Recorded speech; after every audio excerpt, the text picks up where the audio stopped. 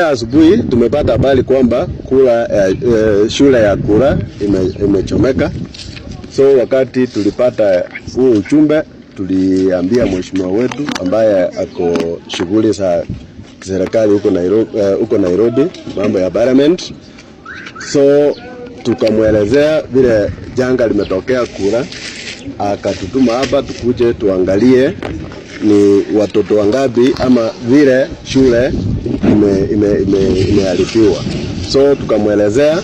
Wakati tulifika hapa, tulielezewa na mwalimu mkuu kwamba wale watoto walikuwa affected ni 57, na wakati tumejua hivyo tukaelezea mheshimiwa, so ametutuma hapa na mattresses 57, ametutuma hapa na blankets 57 na pairs za vitambaa za kulala 57.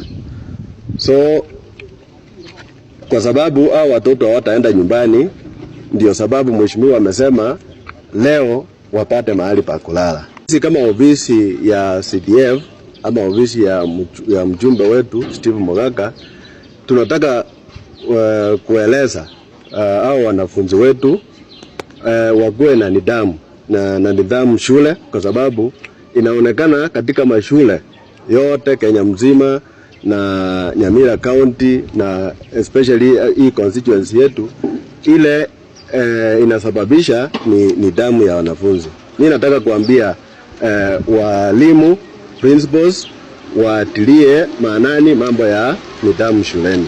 Nafikiri ndio nitaeleza.